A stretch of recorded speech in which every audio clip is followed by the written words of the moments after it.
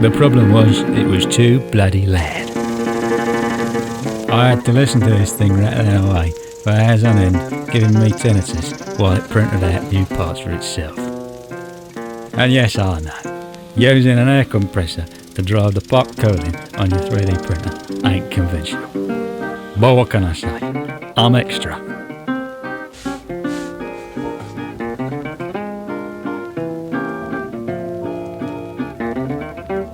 So there were a couple of requirements that led me down the path of using a compressor for the part coding.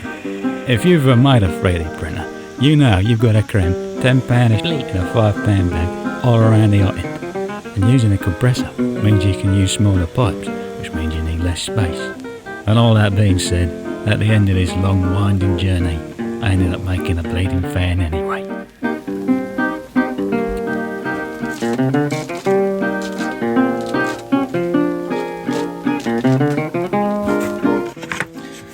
Got them ripped off the machine and sanded up. I'll save you the eye torture of watching a man sand.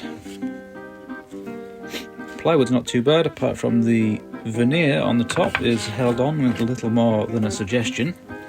Apparently glue was too expensive.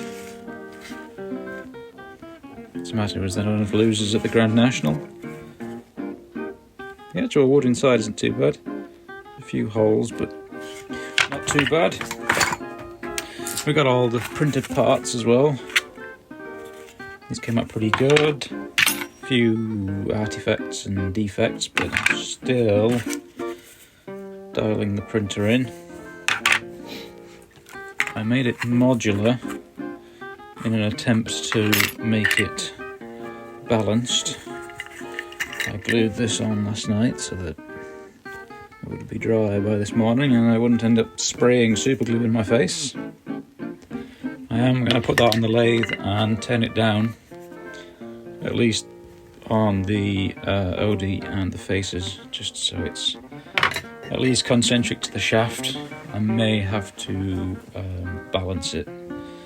Don't know, we'll find out. Thought this geometry was interesting on the inside. I copied it off another fella on YouTube who made a regenerative compressor. The idea is that the little pockets create turbulence, and stop the air from migrating between the top and the bottom. Don't know if it works. I have absolutely no way of verifying that, but it's pretty cool. Got the motor mounted onto the wooden board. Motor fan to keep it cool. And the housing on like a saw. He wields a screwdriver like old Ronnie wields an ice pick. Pulley on, correctly installed with a hammer. Don't judge me, I like to live dangerously. Speaking of dangerous, uncovered electronics in 3. Ooh, not bad. Look, I even put holes so that the air comes all the way. I'm a genius. I'm a genius.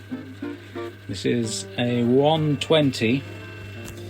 The one on the thing is this TTTT. It's a 30. So I think that motor is about 1300, 1000, 1200-ish. Don't touch that. But I made it such that we can go up to 200 if the motor will do it. This should be around 5000 RPM, or is it a bit less? Math is not my strong suit.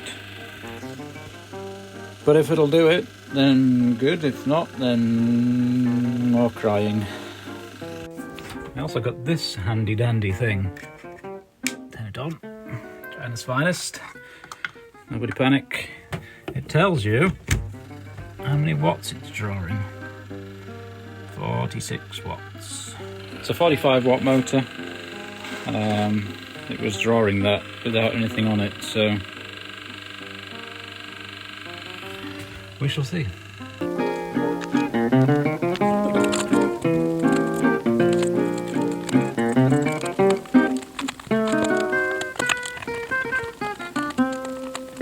Have it rigged up. I got a CPAP hose and a paper funnel. I have tested it prior, not gonna lie. It's a little loud, the bearings. But it does generate a decent amount of air. It's a little loud, but the air is good. Blockage is good. I'll get a cup of water and then visualise the air. I just think the bearings are crap. Right, cup of water, grass included.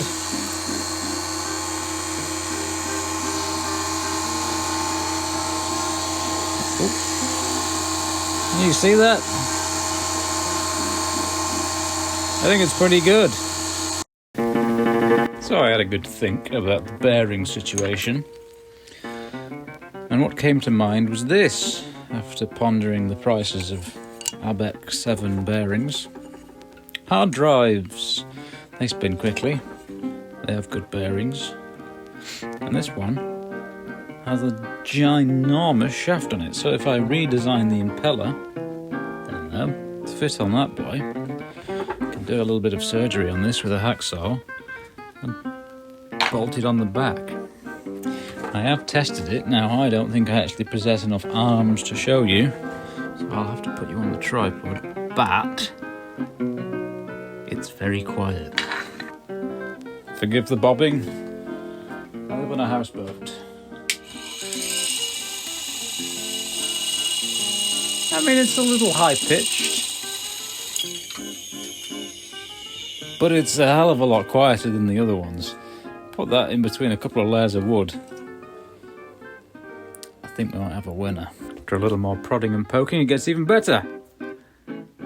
Underneath a pesky little security sticker, you know, the please do not remove, if removed, voided warranty. There's a screw. The whole thing comes out. That's much easier. I don't have to think about mounting that thing in some way. Oh, it's gonna be perfect. So off he's set, redesigning, refiguring, rejiggling. All for what? Well, I ain't gonna spoil the end.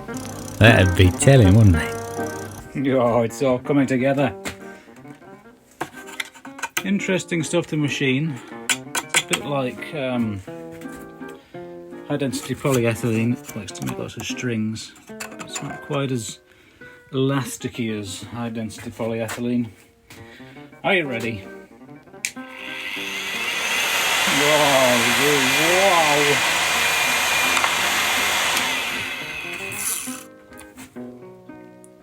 Very cool.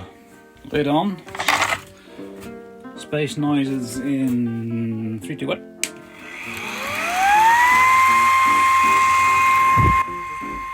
Ah, he's only gone and blown the bloody audio out. What a muppet. It's like being on the seafront. 1, 2, miss a few. I'm not gonna make you watch me do woodwork.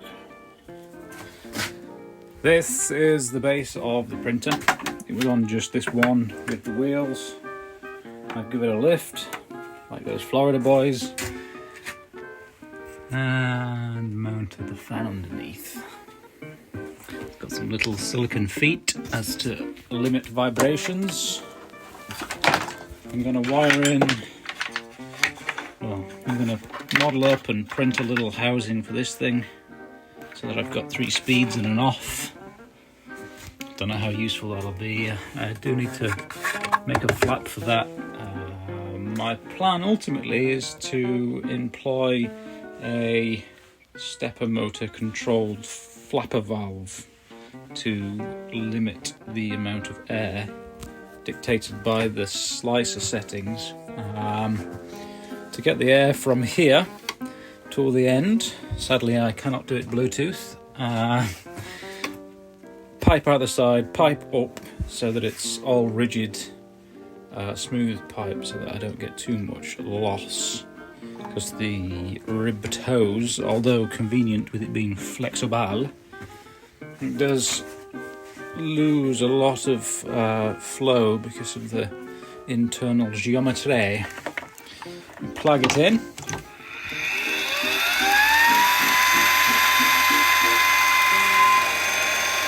going to put a baffle on the front as well. If I can figure it out. He never figured it out. You join me on the floor. Got the wooden panels cut. Got some fancy ones on this one that line up with the holes. Can I do it? Oh, you see that? Nice kung fu. Outlet, air inlet, and then I got a fancy little Star Wars greebly. Oh, very professional. And then I even drilled the holes for the buttons. Don't know how useful they'll be, but they're there if they are useful at all. I'm going to do a torture test now, see whether or not the motor needs a fan on it. Saved by the Germans. My mother would be rolling in a bloody grave. The torture testing didn't last very long. After exactly 1 hour and 18 minutes, the motor died. What a load of... Bleep. You're going to have to bleep that.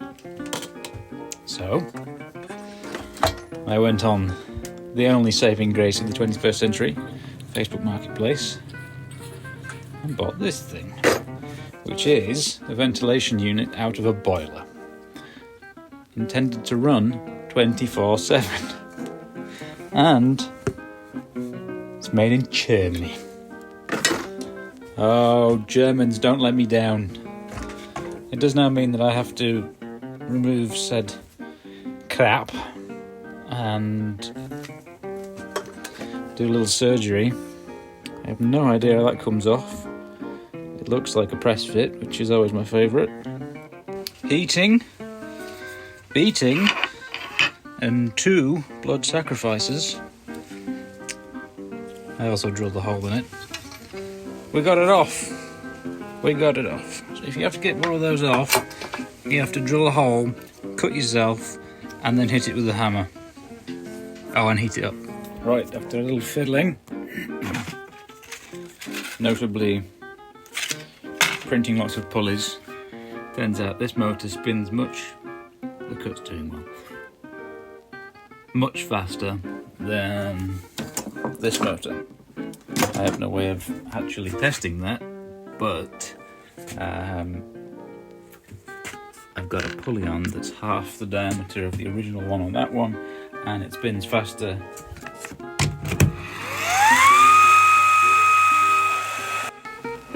This fella does not learn his lesson. He's plugged it in. He's blown the microphone out again. Oh yeah, looks lovely, mate. Lovely. Lovely. No one can hear you. Yeah, turn it upside. Oh, that's made it much clearer. Much clearer. The motor is 56 to 63 watts. We're back on the floor, but we are mounted in the box. Fan's on. I got another fan in there to vent the warm air from the motor. I don't want that warm air going back into the intake, which is back there. And then got the buttons, fan out, fancy spaceship greeblies, and then a hose comes up the side. And then I am yet to make the... I've just got a piece of pipe temporarily on there. I've got a new nozzle coming. Well, I've got the upgrade kit for the V6 coming. It was on sale, so you can't not.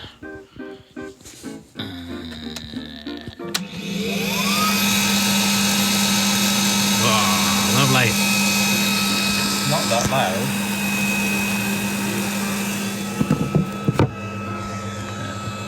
It's not loud at all. The fan on the hole on the side obviously acts as a bit of a portal to the underworld, but yeah.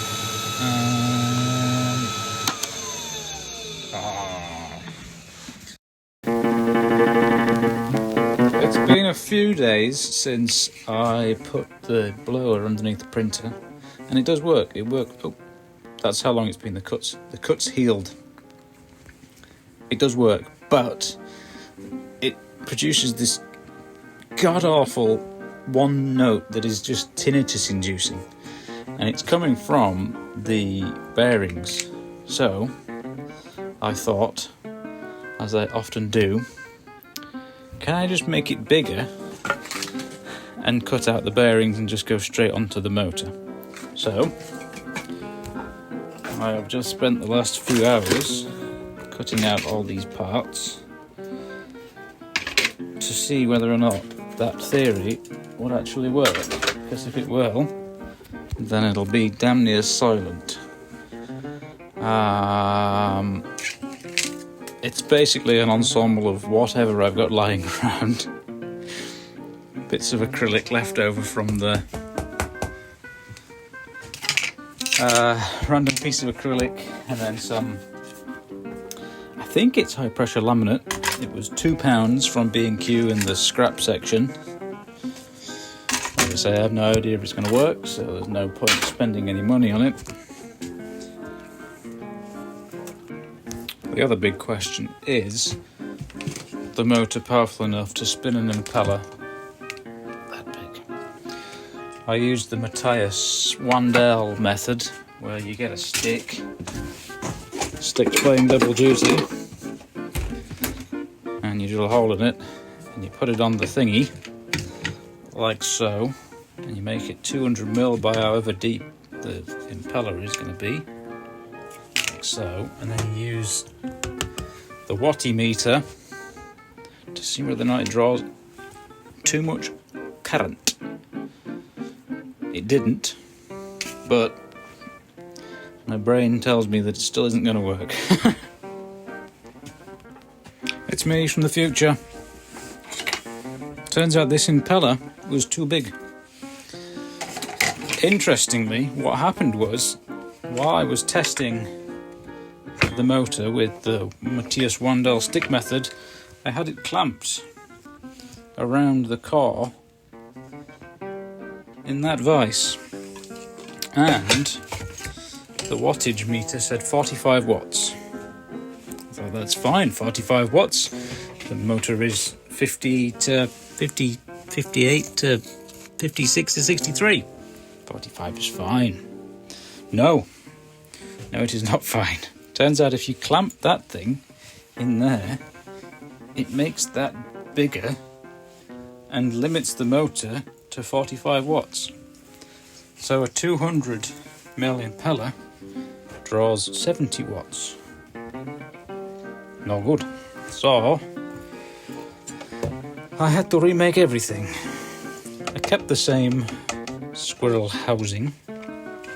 Don't know if it's called a squirrel housing. Snail? We'll call it a snail.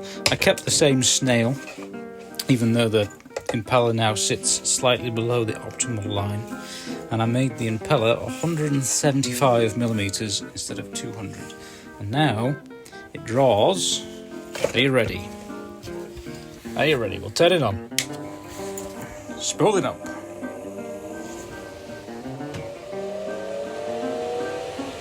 $64 watts, 59, 51, 48 watts. And it's very quiet. The big question now is it going to be able to generate enough compression to... Jesus Christ. to where I need it? I don't know, but I hope so, because if it does, once it's in that wooden box, it's going to be whisper quiet. It's going to be church quiet. Today is tomorrow, and by that I mean it has been about a week. It's massive, but not the concern for this. There it is. I have it strung up like a pig. Motor, these two fans come off the board, power supply on the board. We can plug it in. It doesn't make very much noise, which is brilliant. I went ahead and balanced I have it wired into the switch from the old fan, just as a remembrance as to how that motor was. And that's it at full chuff with the door off. With the door on. With the door on the right way around. It's that low. In fact, there's another thing. I cut a hole in the middle thinking that that would be best. I don't think it is the best. So we'll just take a little bit of wood and then we'll stuff it over the hole. I'm going to fill it in. I swear. I have run it at most for 6 hours, and with those two fans, so there's a fan on the side and then one blowing directly over the motor, and then the air from inside gets sucked through the blower itself. The motor gets barely warm.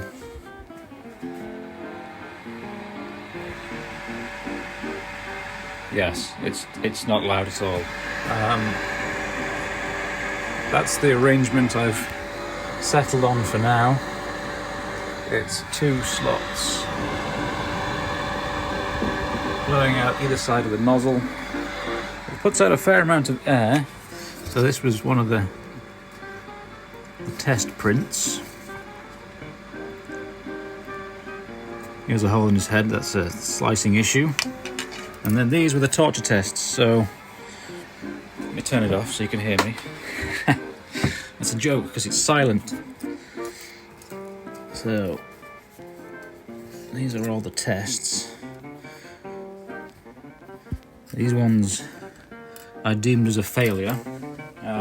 This was the first nozzle, so I concluded that because the pump doesn't have the greatest amount of pressure generation, my best option would be to just limit the amount of constriction.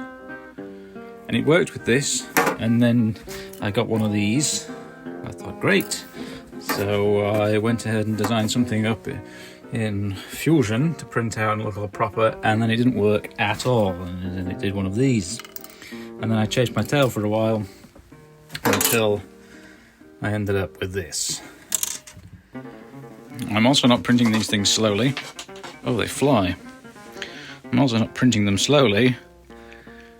I'm printing them at, hard to say, the slicer settings are at 300mm a minute, 6K accelerations. It's probably not reaching that because it's tiny. I switched out the hot end for a Volcano because they were on sale, which is as good as free. What else have we got? We've got the pipes, 20mm pipe, 19mm CPAP hose. Most people use 15, it's a bit lighter. I haven't noticed much in terms of the input shaping, I don't know what Duet calls it, shaping graphs. I'm sure there's a difference because floppy. Oh, a note on the larger impeller. It would have spun a 200mm impeller. So if you want to build one of these things, a motor between 50 and 60 watts will spin a 200mm impeller. You just have to make the housing a little bigger because with a 200mm impeller, it's more of an air raid siren than it is a blower. So in it currently is 175, made of the same stuff, MDF basically. I've also packed all of the stuff, all of the files, the DXFs and the STLs and stuff into a little gumroad. It'll be a couple of quid. Why not, hey? On the shoulders of giants, you can just build something that works instead of building 9 million things that don't work. And if you want the files and things for converting a BCN 3D Sigma R17 into a monster, maybe elephant is more appropriate, they don't exist. I don't think it would be a good idea. This is more of a build philosophy than it is an actual path to success, it works brilliantly. But if you don't have all this random stuff, then you're probably just better off buying linear rails, or you're probably just better off buying a printer that works straight out of the box. Oh, sacrilege. But it was a good excuse to use the other elephant. Oh, monstrous CNC machine. We machined the bed. We, as in I, the royal we, I'm British. I machined the bed and everything else, the rails, the doodads, the adjustments, the stuff, the spare parts. Yeah, I could do a video on it. I'm not sure I will. Maybe this counts. If you want a video on it, tell me you want a video on it and I may make one. I definitely need to make a video on this because that's worth it. Not sure this is. Does your pot cooling fan lack the cojones? Do you want a pot cooling fan that is as big as your head and not as good as other options, but is relatively quiet? Peace. And it plugs into mains vaults. Don't turn the power off. Oh, I've always wanted a pot cooling fan as big as my head, but I just can't find it. Well, I have the solution for you. Go to the Gumroad link and give me a few quid, and I will give you all the DXF files and STLs so you can make your own. Oh, that's lovely, that is. Oh, this is a lovely breeze. And I would like to say that my boy may have learnt something along the way. But I can guarantee, having lived with him for this long, that he will bark up those trees once again. And if there's any questions that have been left unanswered, well, they're probably going to stay that way. Why I've done certain things the way I did, who's going to know?